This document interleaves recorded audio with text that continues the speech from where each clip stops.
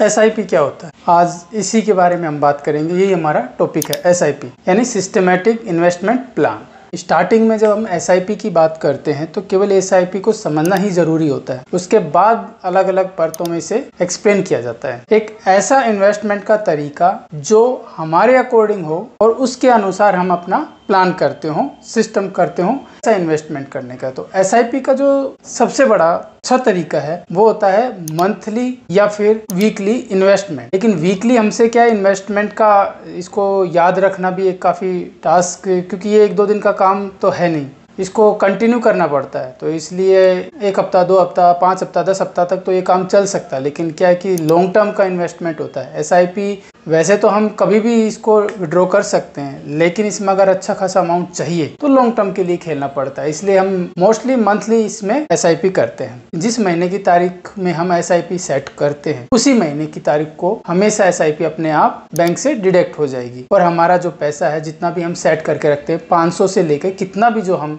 SIP के लिए amount set करके रखते हैं, वो उस तारीख को अपने आप इन्वेस्टमेंट हो जाएगा। इसे ये कहते हैं SIP, set investment plan. SIP के अंदर म्यूचुअल फंड में निवेश किया जाता है, शेयर मार्केट में निवेश किया जाता है या ETF में निवेश किया जाता है। किसी में भी हम निवेश करते हैं उसे वीकली या मंथली हम चूज कर सकते हैं। एक डेट फिक्स करनी होती है, उस डेट पे हम SIP में इन्वेस्टमेंट करते हैं। और जो थर्ड है, इसमें एक रेगुलरिटी बनानी होती है, क्योंकि SIP से इन्वेस्टमेंट कमाने के लिए कम से कम भी हमें 5 से लेकर 10 साल और उससे आगे तक का टाइम चाहिए होता है। इसलिए SIP को सेट करना बहुत ज़रूरी है, क्योंकि SIP ऐसा नहीं है कि आप 10 दिन या 15 दिन में प्रॉफिट कमा के दे सकते हैं। वैसे तो SIP आजकल 100 से भी स्टार्ट हो जाता है, लेकिन उसमें कोई फ़ायदा नहीं है, क्योंकि जब SIP करना है, इन्वेस्टमेंट ही चालू करना है, तो एटलीस्ट 500 से हम SIP को इन्वेस्टमेंट में अपना कदम रखेंगे। उसके बाद या तो 5 से 5000 से या 10,000 से, जितना भी हमारी पॉकेट अलाउड करती है, हम SIP में इन्वेस्टमेंट करते हैं। इस डेट को हमने SIP फिक्स कर ली कि हर महीने की 5 तारीख को हमारा पैसा SIP यानी म्यूचुअल फंड में इन्वेस्टमेंट हो जाएगा। तो हर महीने अपने आप हमें बस केवल उस बैंक में उतना पैसा रखना है, 500 है या 5000 है, 10,000 है या जितना भी हमने SIP कर रखा है, उतना पैसा हमें उस बैंक में मेंटेन करके रखना है हर महीने। SIP उसमें से अपने आप ही 5 तारीख को डिडक्ट हो जाएगी। SIP में इन्वेस्टमेंट करते उस दिन की जो भी NAV होगी यानी नेट एसेट वैल्यू, यानी हमारे जो एसेट्स की जो वैल्यू होगी, उस दिन की जो वैल्यू होगी वो हमें असाइन हो जाएगी। वो हाई भी हो सकती है, लो भी हो सकती है, वो कुछ भी हो सकती है। ये बाजार के ऊपर निर्भर करता है कि उस दिन की NAV क्या डिसाइड हुई है, लेकिन लॉन्ग टर्म में ये हमें फायदा ही देती है। तो इसलिए जैसे ही हमारा पैसा इन्वेस्टमेंट होता है, उस दिन की NAV के आधार पर हमें यूनिट असाइन हो जाती है। जैसे कि जब बाजार का भाव नीचे होता है तो हमें ज्यादा यूनिट मिलती है, और बाजार का भाव ऊपर होता है तो हमें कम यूनिट मिलती है। ये बाजार के भाव के अकॉर्डिंग होता है। अगर लो है तो हाई यूनिट मिलेगी, और अगर हाई है तो लो यूनिट मिलेगी। लेकिन लॉन्ग टर्म में इस पोर्टफोलियो का अगर लेकर चलते हैं तो हमें डेफिनेट प्रॉफिट होता है। SIP का एक सबसे अच्छा काम क्या है पता है? SIP को हम कभी भी बंद कर सकते हैं, कभी भी इसे ओपन कर सकते हैं, कभी भी इसे पॉज कर सकते हैं, यानी एक फ्लेक्सिबल काम है। ऐसा इन्वेस्टमेंट क्या है कि दूसरे किसी भी फील्ड में नहीं है। मान लो आपने FD की तो मोस्टली आप 1 साल की तो FD करोगे ही करोगे, और अगर 1 साल से पहले FD को ब्रेक करते हो तो भी आपका चार्ज लगता है। RD करते हो तब भी आपका पैसा ब्लॉक रहता है, अगर उसको ब्रेक करते हो तो चार्ज लगता है। ELSS करते हो तो उसमें 3 साल के लिए ब्लॉकेज होता है, लेकिन SIP में ऐसा नहीं है। SIP बहुत ही फ्लेक्सिबल टास्क है। आप चाहो तो इसमें 3-4 महीने इन्वेस्टमेंट करके, अगर आपके पास फिर पैसा नहीं है तो आप पॉज कर सकते हो या पैसा अपना निकाल सकते हो। कोई भी किसी तरीके का ऐसा चार्ज नहीं लगता है, और जो चार्ज लगते हैं बहुत ही माइनर सा होता है, बहुत ही माइनर सा, जो आपको शायद स्टार्टिंग में तो कोई फर्क भी नहीं पड़े। तो ऐसा ये बहुत ही फ्लेक्सिबल होता है। लेकिन अगर सचमुच आप SIP और इन्वेस्टमेंट का सोच ही लिया है तो मेरी यही बात आपको सजेस्ट करूंगा कि SIP को एटलीस्ट 5 साल तक तो रखिए। अगर आप 5 साल तक का इन्वेस्टमेंट करते हैं तो देन आपको एक जरूर डेफिनेट एक अच्छा प्राइस, अच्छा प्रॉफिट मिलेगा। अगर आप नए हो मार्केट में, अगर आप नए SIP कर रहे हो तो सबसे पहले है ना, आप स्टार्टिंग कीजिए स्मॉल फंड से, यानी कि पहले आप स्टार्टिंग में कम पैसा लगाइए। एटलीस्ट 500 से लेके 5000 तक का इनफ है। अगर आप मीडियम फैमिली हो या फिर आप स्टार्टिंग में कर रहे हो तो 5 से 5000 तक का पैसा काफी है। मार्केट में अप एंड डाउन लगा रहता है, लेकिन उस चीज को आपको इग्नोर करना पड़ेगा। टोटल आप उस चीज को इग्नोर करके चलोगे तभी आप SIP में अच्छी तरीके से इन्वेस्टमेंट कर पाओगे और मार्केट में टिक पाओगे। थर्ड है डिसिप्लिन सबसे ज़रूरी होता है, क्योंकि एसआईपी बना ही डिसिप्लिन के लिए। अगर आपने एसआईपी करने का सोच लिया तो आप ये पहले सोचिए कि मुझे मंथ की इस डेट को फिक्स अमाउंट इन्वेस्टमेंट करना है। ये डिसिप्लिन सबसे ज़रूरी होता है। ऐसा नहीं है कि आप 6, 7, 8 महीने तक उस डिसिप्लिन को मेंटेन करते हैं, बाद में उस डिसिप्लिन को भूल जाते हैं या एसआईपी को बंद कर देते हैं, तो उससे आपका अमाउंट या इन्वेस्टमेंट अच्छा खासा नहीं हो पाएगा और आपका प्रॉफिट भी अच्छा नहीं हो पाएगा। 4th नंबर पर है कि लॉन्ग इन्वेस्टमेंट सबसे ज़रूरी है। अगर आप एसआईपी कर रहे हो तो सबसे ज़रूरी है लॉन्ग इन्वेस्टमेंट। लंबे समय तक अगर इन्वेस्टमेंट करते हो तो आपका प्रॉफिट भी डेफिनेट अच्छा निकल के आता है। अब एसआईपी को स्टार्ट जो फर्स्ट होता है वो कैसे रजिस्ट्रेशन करना है। आज हमने मन बना लिया कि भाई एसआईपी तो स्टार्ट करना है, अब करना कैसे। तो सबसे पहले हमें अपने फ़ोन में जो एक ब्रोकर ऐप डाउनलोड करना होगा और उस ब्रोकर ऐप में हमें केवाईसी करनी होगी। एसआईपी को हम बैंक के द्वारा भी ले सकते हैं, डायरेक्ट किसी फर्म में भी ले सकते हैं, म्यूचुअल फंड भी ले सकते हैं।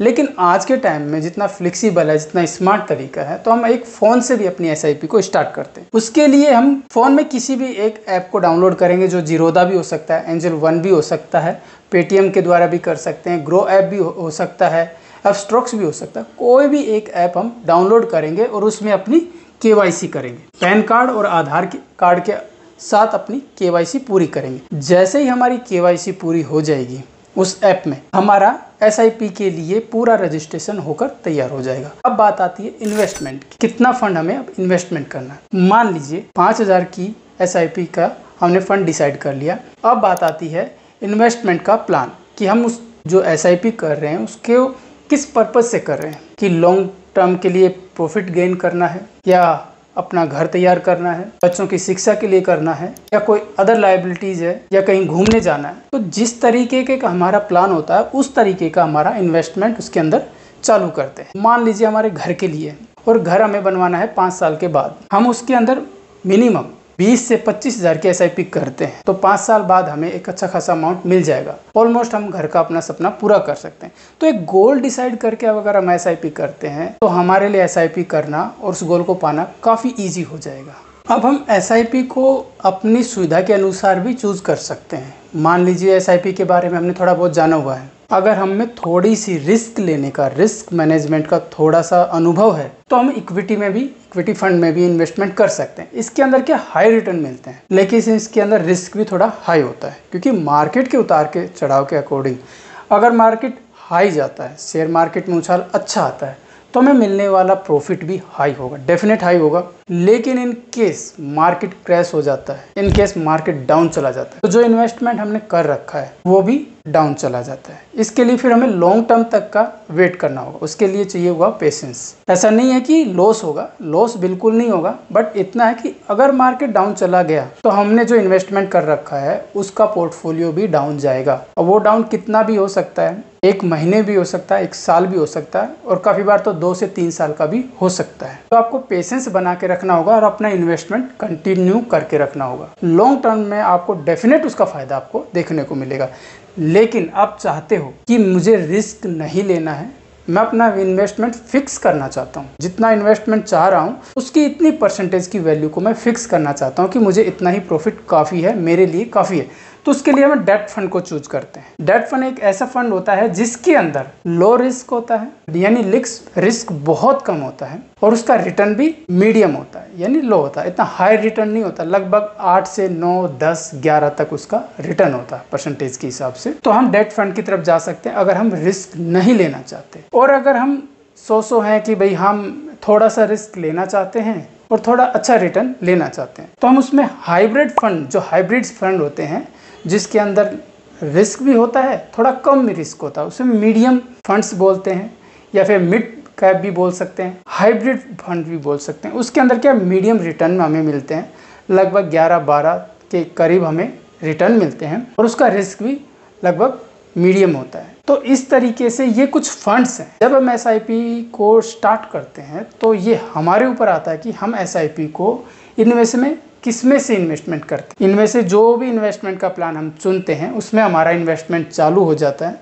लेकिन इसमें इन्वेस्टमेंट करने से पहले एटलीस्ट 5 से 10 दिन की हमें एसआईपी के बारे में जान लेना चाहिए कि एसआईपी में इन्वेस्टमेंट करना किसमें है। मैं तो आपको सजेस्ट ये करूँगा, अगर आप स्टार्टिंग से डे 1 से आ रहे हैं, न्यू हैं, बिल्कुल फ्रेशर हैं, तो आप कम पैसा इन्वेस्टमेंट कीजिए। डेट फंड लो उसके अंदर रिटर्न होता है और लो ही उसके अंदर रिस्क होता है। यहाँ से आप स्टार्ट कीजिए। जैसे ही मार्केट को आप जान जाएं, अवेयर हो जाएं, उसको आप अपग्रेड कर सकते हैं इक्विटी में। उसके बाद तो जैसे जैसे आप साल भर या 2 साल के अंदर, तो आप इतना अनुभव तो ज़रूर हो जाएगा कि आप इन सब से अवेयर हो जाएंगे। फिर आपको अच्छे से पता चल जाएगा कि मुझे कहाँ इन्वेस्टमेंट करना है कि मेरा पैसा भी नहीं डूबेगा और मुझे रिटर्न भी अच्छा खासा मिल जाएगा। रेगुलर इन्वेस्टमेंट प्लान है SIP। अगर हमने इन्वेस्टमेंट करना है तो फिर रेगुलर करना है। हम फ्लेक्सिबल मोड में भी जा सकते हैं, यानी फ्लेक्सिबल ये हो सकते हैं कि हमें जो इन्वेस्टमेंट है कि इस मंथ है वो SIP में हमें 500 रुपये इन्वेस्टमेंट किया है, अगले मंथ अगर हमारे पास 1000 रुपये प्रॉफिट बच रहा है, 1500 रुपये बच रहा है,